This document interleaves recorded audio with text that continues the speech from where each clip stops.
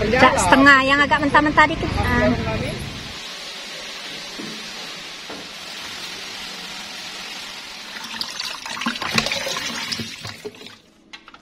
Aku mau kerja dulu ya. Ini sekitar jam 2:30.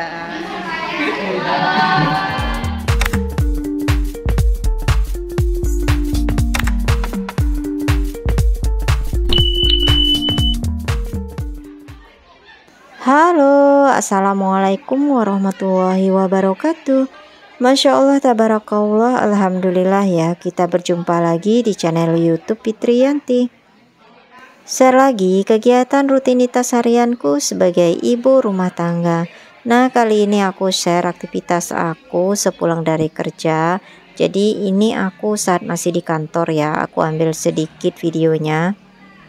Ini juga videonya bukan pas hari ini aku ambilnya, cuman seperti itulah kira-kira suasana saat di kantor. Sepulang kerja aku langsung mampir ke pasar ini dan aku belanja beberapa kebutuhan dapur. Setengah yang agak mentah-mentah dikit. Nah ya, yang hijau-hijau. Nah, di sini aku beli tomat setengah kilogram, cabai merah keriting 1 ons, kemudian beli sayuran yang udah di mix gitu ya, sayuran sop. Sama aku beli juga buah embam buat nyambel buah nanti. Dan ini aku mampir ke tukang telur, aku beli telur 1 kilogram. Nah, di sini harganya itu 31.000 per kilo. Kayaknya naik ya. Kalau biasanya kan beli 30 ribuan. Habis ini aku langsung beli ikan-ikanan karena aku mau nyetok protein hewaninya itu ikan aja ya. Karena menurut aku ngebersihin ikan itu nggak terlalu lama, apalagi kalau di tempat penjualnya ini udah disiangin terlebih dahulu ya. Karena siang ini itu aku mau berangkat ke kantor lagi, jadi aku nggak punya waktu yang panjang gitu ya untuk di dapur. Di sini tuh aku beli 3 macam jenis ikan ya, dan ini aku bakal review pas sudah nyampe rumah. Nah, ini aku udah sampai rumah. Yang pertama aku masukin dulu sayuran serta cabai yang tadi aku beli ya, langsung ke dalam kulkas. Cuma nggak aku masukin ke dalam wadah food container, jadi langsung aku masukin ke dalam laci yang ada di chiller aja. Yang pertama karena ngehemat waktu. Yang kedua karena belanjaannya kan nggak terlalu banyak. Ini juga aku lihat-lihat jam terus, takut nanti tahu-tahu udah bablas kesorean gitu ya. Karena kan aku juga butuh istirahat gitu. Paling nggak setengah jam lah ada bebaring sebentar ya setelah pulang kerja ini. Karena aku mau berangkat kerja lagi kan nanti sekitar jam 2-an. Oke, ini telur yang aku beli tadi aku masukin ke dalam wadahnya, sambil ini waktu aku masukin aku lap dengan lap basah gitu ya, nggak aku cuci. Katanya kan telur itu nggak boleh dicuci bersih biar kuman atau bakterinya nggak masuk ya melewati cangkangnya. Jadi ini aku paling lap aja supaya kotorannya itu nggak ada lagi ya. Tadi juga aku pesenin sama penjualnya supaya dipilihin telur yang nggak ada kotorannya atau kotorannya itu nggak banyak. Nah, gimana di daerah Bunda dengan harga telur yang semakin hari semakin naik? Kalau di sini itu kemarin sempet 30.000 per kilo, tapi hari ini aku beli 31.000 per kilogram ya. Aku nggak tahu apa karena tempat aku belanja itu beda dan kemungkinan di tempat lain masih 30.000 atau juga memang harganya udah naik. Oke, ngomong-ngomong ini aku sempetin buat lap-lap dapur karena udah kotor banget ya. Pagi tadi itu aku nggak sempet bersihin habis masak semalam sama kemarin. Supaya nanti pas bikin konten Zoom itu keadaannya tetap bersih kelihatannya ya. Jadi nggak ada kayak minyak-minyak atau cipratan-cipratan air dan kotoran gitu.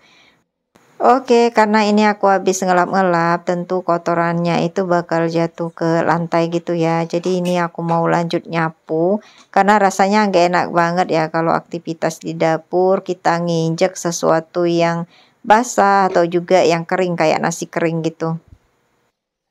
Nah, ini aku percepat aja proses saat nyapunya, jadi nggak aku videokan sampai habis, supaya juga yang nonton jadi lebih semangat. Habis nyapu ini aku mau lanjut bersihkan ikan-ikan yang tadi aku beli. Tadi aku beli ada 3 jenis ikan ya. Salah satunya ada ikan lele. Nah, ikan lele itu harganya 25.000 per kilogram. Aku beli langsung 1 kilo aja. Terus aku beli juga ikan seluang. Harganya untuk 3 ons Rp20.000. Dan aku beli juga ikan mujair. Harganya Rp35.000 per kilogram.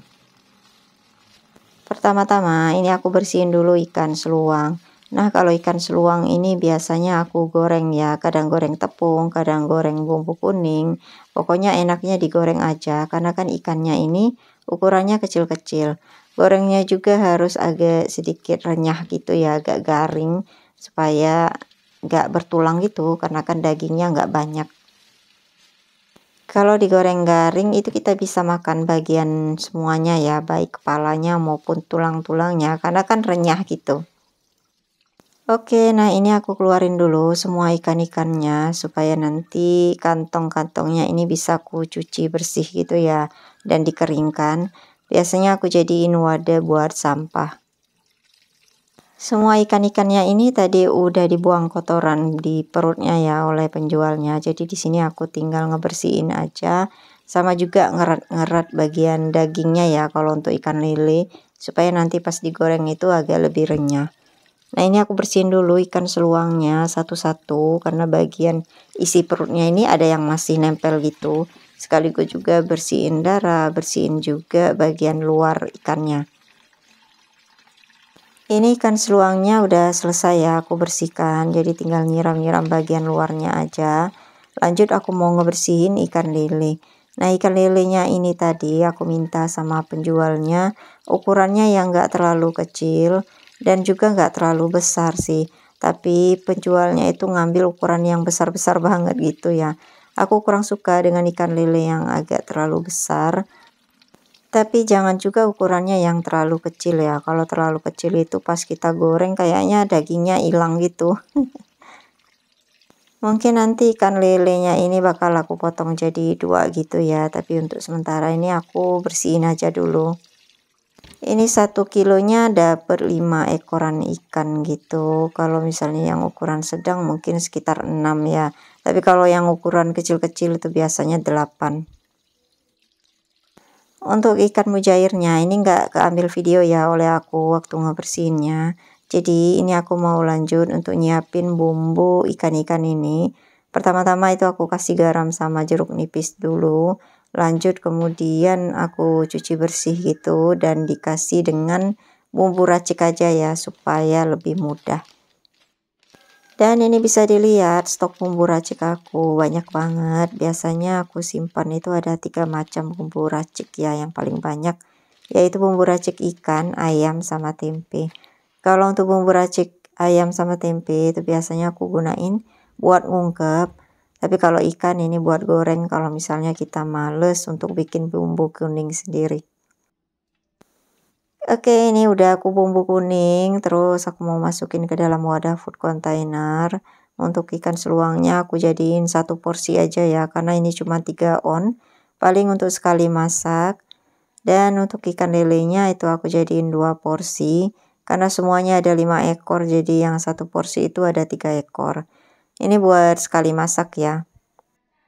Jadi nanti kalau misalnya mau masak untuk 1 kali makan itu aku keluarin ke chiller dari freezer itu 1 wadah aja.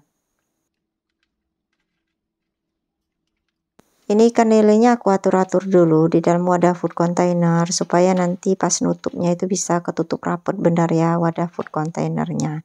Nah, untuk 2 wadah food container lagi itu baru aku isi dengan ikan mujair tadi.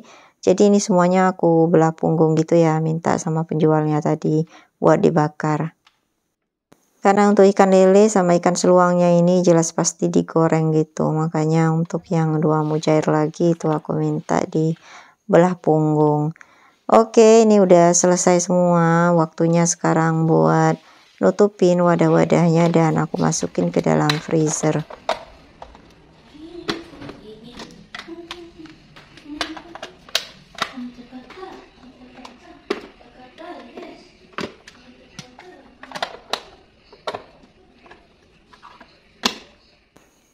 ini dia bagian isi freezer aku. Jadi masih ada beberapa stok protein hewani gitu ya. Nah, untuk yang di dalam plastik merah itu isinya beef ya, atau daging sapi gitu. Biasa aku bikin hamburger. Itu nggak aku masukin ke dalam wadah food container. Karena kalau udah beku itu mau ngambil satu-satu agak kesulitan gitu ya. Makanya biasanya aku pindahin ke dalam chiller dulu supaya beefnya itu atau dagingnya itu nggak nempel satu sama lain waktu bikin hamburgernya. Oke, habis ini aku istirahat sebentar, kemudian siap-siap buat berangkat kerja lagi. Halo, assalamualaikum warahmatullahi wabarakatuh. Jadi ini aku mau kerja dulu ya. Ini sekitar jam setengah 3-an. Jadi aku mau ke kantor karena hari ini ada kegiatan pembimbingan untuk kegiatan ekstrakurikuler. Ikutin terus kegiatan aku ya. Happy watching. Nah, ini aku udah nyampe lagi di sekolah sekitar hampir jam 3-an gitu. Suasananya memang sih agak sepi karena yang ekskul hanya beberapa bidang aja hari ini. Tadi itu aku langsung ngobrol di depan kamera gitu, mau latihan ya supaya nggak kesulitan dubbing setiap mau editing video. Karena aku itu kadang buat editing video yang nggak punya waktu buat dubbingnya itu ya, atau buat voice overnya. Jadi pengen nyoba-nyoba gitu, mau secara langsung ngomong. Cuman ya namanya kalau kita baru-baru ngomong di depan kamera, itu suka belibet gitu ya ngomongnya. Kemudian salah-salah dan juga agak sedikit kaku. Nggak tahu mungkin kalau udah biasa lama-lama nanti kebiasa gitu ya. Ini juga kadang aku voice over itu ada belibet ngomongnya, tapi ya udah deh aku biarin aja, nggak aku ulangin gitu. Karena nanti waktunya itu makin lama ya buat editing. Oke, baiklah. Nah, ini aku pulang sekitar jam 4 lewatan dan ini videonya aku lanjutin dengan aktivitas aku di malam hari. Jadi ini adalah waktu lagi ngebungkusin buku-buku adik Gina ya buat sekolahnya. Jadi ini disampul sesuai warna-warna di setiap mata pelajaran yang diinginkan oleh bu gurunya atau wali kelasnya.